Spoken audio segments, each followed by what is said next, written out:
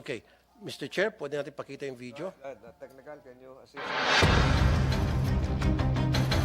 Dati po talaga pong napakalaki ng pakinabang ng mga magsasaka sa amin dito. Siguro po more than 25 years na wala na, hindi na siya gumagana.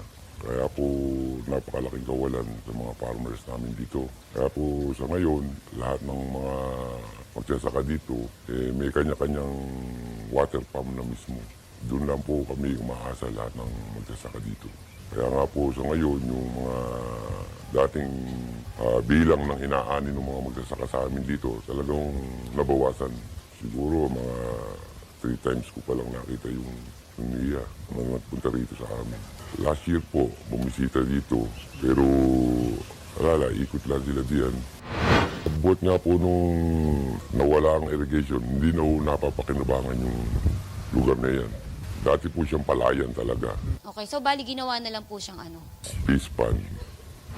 Dati, hindi naman kami bibili ng bigas. Pero ngayon, bibili kami ng bigas. Dahil wala na kami nakasasa. Puro tubigan na. Ako yung magsasaka rito sa baryo ng Binagbag.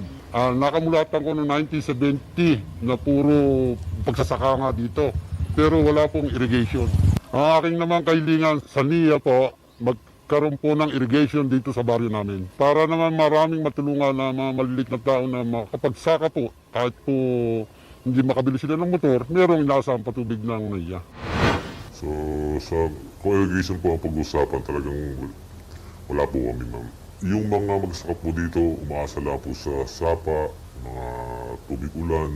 Pero nung mga first or second quarter po ng 2023, meron po nagpunta dito ang tiga NIA. So, nagpasama po siya sa akin sa isang tao, may agang lupa, para lagyan o tayan po ng communal irrigation. So, until now, hindi na po nagbalik. Dapat yung mga engineer, kompleto lahat ng equipment at saka hindi yung pagkapalit-palit. Kung papalit-palit, hindi mo alam kung yung papalit ay mas malaking kurakot yan. Yan ang mahirap. Hindi ko na matandaan kung anong buwan noon na hinto. Walang pundo. Yung supply ng tubig dito ayos naman pag yung tag-ulan, nakakasupply naman lahat dito. Tapos pagdating ng yung summer na, yung mga pagpasok, medyo humihina na siya kasi bumababa na rin yung level ng tubig dun sa taas. Ang ginagawa na lang nila yung magamit na lang ng kwan, yung bomba, tapos yun yung ginagamit ng pampatubig. Tuwing nasisira ang mga irigasyon namin, kami lang po ang nagre-repair. Lahat kaming mga magsasaka dito sa amin, nagtutulungan po. Wala namang pumupuntang NIA dito sa amin. Nananawagan po ako sa NIA, Sir, Ma'am, sana matugunan nyo ang aming problema sa aming irigasyon. Kaya silang-sila na po. Ito lang po ang pinagkukunan namin ng tubig sa aming palayan. Kung wala po ito, hindi kami po nabubuhay, ma'am. Yung Baguyos communal namin, maganda yan, may wool yan. Pero bumagyo na, nawala na, nasira na. Pero ngayon, ginawa ng mga farmers, parang bayanihan po, nagawa na, kaya may tubig kami.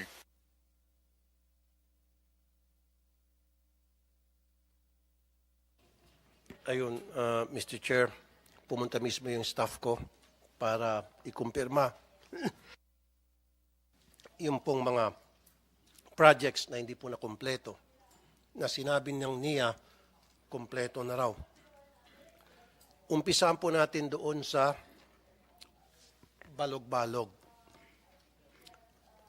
Sinabi po dito na yung phase 2 ng Balog-Balog na nakita naman natin, na abandona na panahon pa nung administrasyon ni Cory Aquino, dating Presidente Cory Aquino, inumpisan yun, hanggang ngayon hindi pa natapos at abandonado na despite the fact na ang laking pera nang naibuhos doon. Ang sabi nila, meron daw phase 1 ang Balog-Balog. Phase 1, natapos na. Pumunta po yung reporter ko wala po siyang nakitang balog-balog phase 1.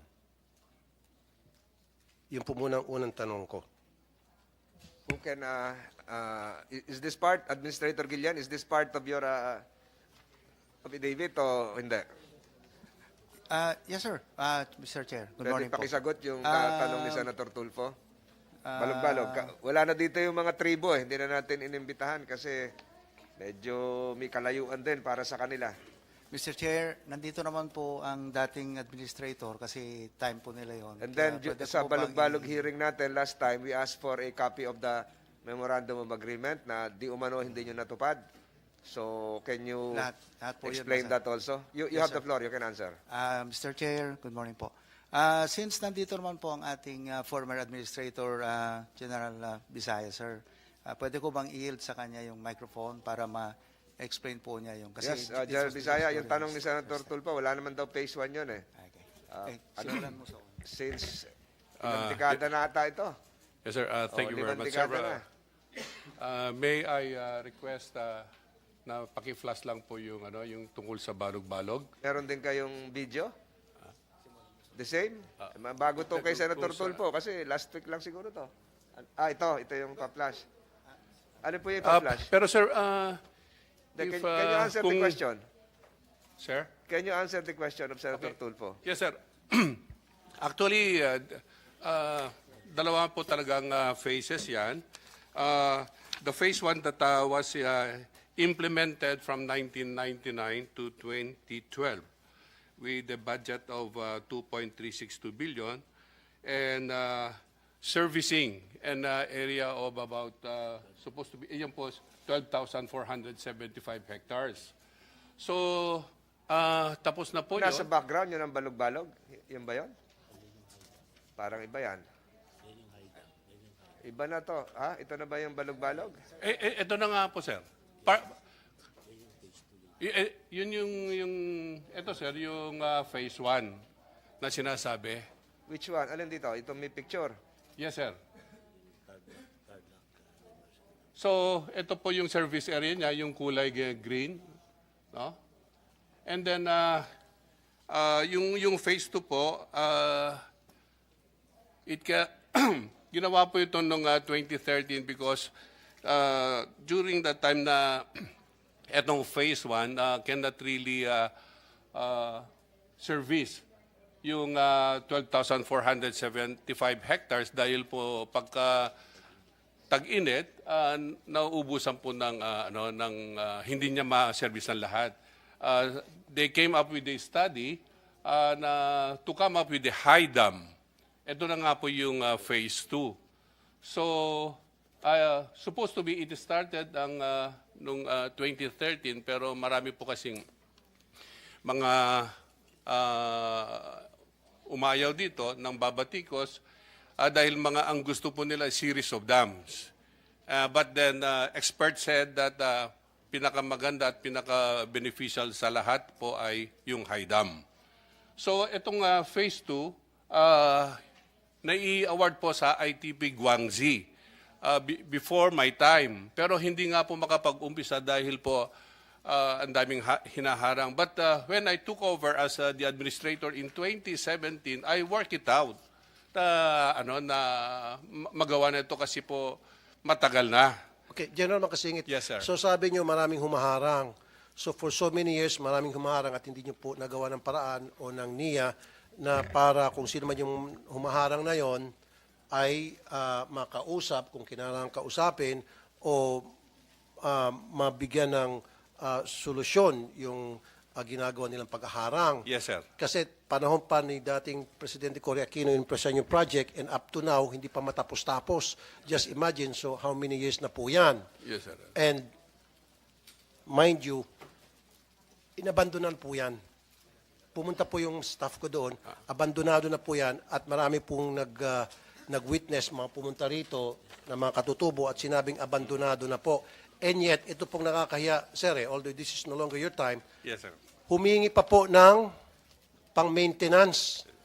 Inabandona na nga, bulok na nga, and yet, tumatanggap every year para sa maintenance ng isang bulok na proyekto. And we were informed nung last hearing by Engineer Gillen na bigyan ng isa pang pagkakataon for another billions and billions of pesos matatapos na raw by 2027. Yes, sir. Sir, So- actually po, sir, yung phase 2 ay ang marami na rin pong na-accomplish doon. Ang hindi po lang Sorry po, General, wala po na-accomplish doon. Inabandona na po. Abandonado na po talaga, sir. General. Yung ano po, sir, yung high dam at saka yung diversion Sorry po, tunnel abandonado po talaga.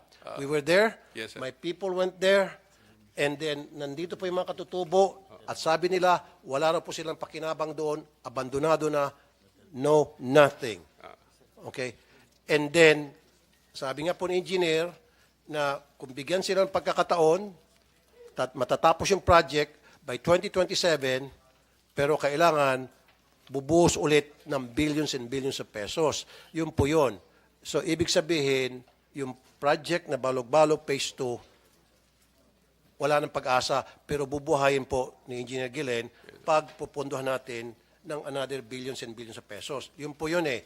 Now, wag na ho natin pag-usapan yung part Phase 2 kasi po, wala na talaga yon. May picture man po. Pictures don't lie. Okay. Sa Phase 1 na lang po tayo. Wala pong Phase 1. Yung pinapakita yung picture, wala po yan. Hindi ko alam kung saan yan. Yung binigay niyo po sa aming address nung last meeting natin, Matatalaib, Tarlac. Tama? We went there with my staff. Wala pong irrigation project sa Matatalaib, Tarlac. Meron po ibang irrigation project doon, yung Tarlac RIS. Pero hindi raw po yung Balog-Balog. Marami nagsabi doon na nakausap ng staff ko, wala raw silang alam na Balog-Balog Phase 1. Mr. Chair, Honorable Senator, ang ine-explain po nila, I'm sorry. Something to what General Bisaya. Yes, sir. Gusto ko lang pong Go dagdagan, ahead. sir. Gusto ko lang pong liwanagin, sir. Ang ina-explain po nila, sir, ganito po kasi yan. Yung Phase 1, doon po sila nag-construct ng diversion dam. Ito po yung Tasmuris. Pwede pakita natin yung pictures. At saka yan po, ay totoo pong may mga naseservisyohan na po. Nandito rin po yung mga farmer leaders po ngayon na nakikinabang doon sa Phase 1. Pwede po natin sila. So are you saying, yung pinapakita yung picture ngayon, yung med dam, yan po yung Balog-Balog Phase 1? Phase 1 Itong po. Tarlac Diversion yan Dam? po yung Phase 1. Yan po yung Phase 1? Yes.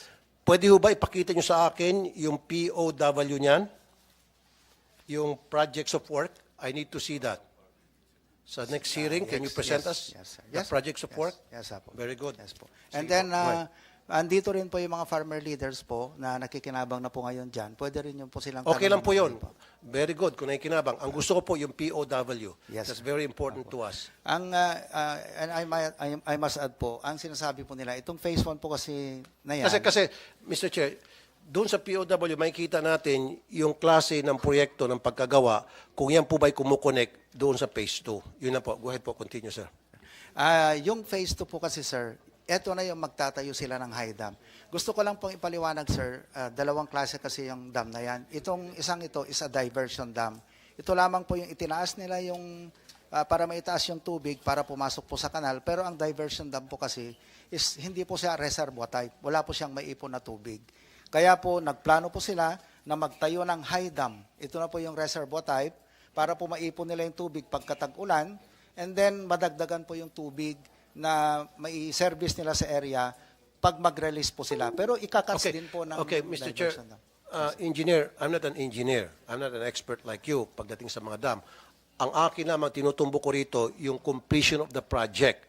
Kung nandoon ba yung project, kung natapos ba yung project, at paano ginawa yung project, kung tama ba yung paggagamit sa budget. Yun lang po pag-usapan sa mga construction, sa mga pagdaloy ng tubig, etc., etc. Wala ako masyadong alam dyan. Gets mo? So, gusto ko lang malaman kung talagang na-implement yung project properly at nagamit ng tama yung pera. So, sabi mo, yan yung Phase 1. Okay. Kailangan ko ng POW. Sunod na hearing, you will show that to us. Tama? Yes po, sir. And then, again, pwede nyo itanong yung mga Then farmers okay po na yun. ngayon, sir.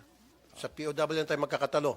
Dagdag ko lang, Senator Yes, sir. Tulfo, siguro bukod dun sa program of work, ipadala rin sa committee ito yung feasibility study ng Phase 1. Kung meron. Kasi kanina, nabanggit nyo, iniba yung gagawin eh. So, pwede ko nang tanongin nga, was there a feasibility study for Phase 1? Meron? Actually po sir, yan po yung mga preparatory works before a project would commence. So, there is. Opo, So, meron po yan. Isama niyo po dun sa POW. I would like to add also, kasi there are stages na dapat ino-observe bago ma-implement isang project. Una, yung feasibility study, sabi nyo nga po. And then, number 2, design and engineering. Number 3, POW, or program work. Number 4, budget. And number 5, implementation. So, doon po sa balo-balo, kailangan ko po yung 5. Of course, kasama na po yung POW. Now, medyo lulundag po tayo para mas madali natin maintindihan lahat. Nakita niyo po yun doon sa Benguet.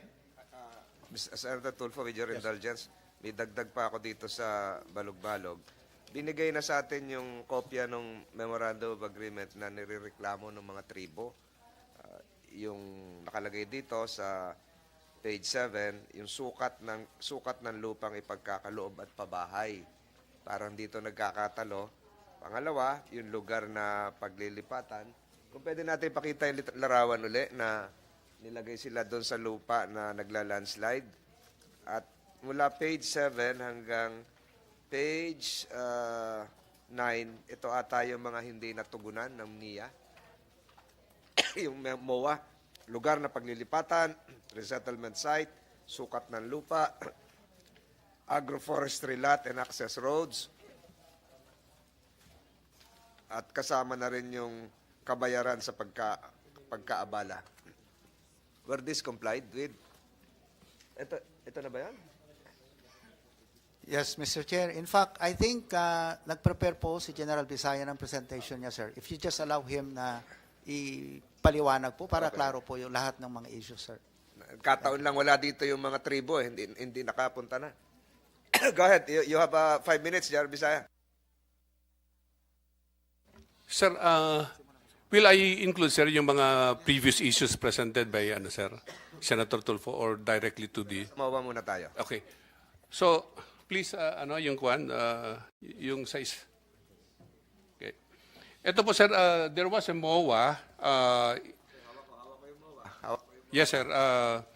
That was signed on 10 September 2015. At ito po yung mga kwan, nakapaloob po sa MOA. Yung sa resettlement area, there are 2 resettlement areas. Ito po ay isa sa Maamot at saka isa sa Kapas. And Tanong dito, General, tama ba na nilagay nyo sila sa lugar na hindi sang-ayon sa MOA at isang lugar na peligroso ang kanilang buhay? Yung huling meeting namin dito, may nahulog pa sa butas, namatay. May batang nahulog, may katagalan na, may matanda rin nahulog. yes, sir. Sa balon at namatay na rin. So mukhang ito ba ang pinapresent mo na tinutugunan yung mga katanungan nila noon o iba yan? Yes, sir. Actually, sir, lahat ng ginawa po ng NIA ay it's in accordance with the MOA. Ang ano po nila kasi, ang problema po nila kasi, itong relocation area sa Tarlac po ay isa sa Maamot at saka isang sa Sula. But some of these relocatees ay ayaw po nila sa Sula, which is nandun po sa MOA. Ang gusto nila Maamot lang. So, yun po nga naging isang problema na hindi sila maghahanap pa ulit kami po ng relocation site sa Maamot. Wala lang sila dito. May nabanggit sila noon na yung pagpasok daw sa eskwelahan ay susunduin pa Yes, sir. para hindi na maglalakad. Sa MOA, Parang yes, sir. disturbance compensation nila yun, pero hindi nyo ata natugunan yun, na-comply. Hindi po, sir. Ang nasa MOA po, sir, ay NIA in coordination with the contractors will provide vehicles. Yes. Not for the yung para sa service ng mga mag-aral, kundi po for the maintenance of peace and order. Nandoon po yung sa MOA.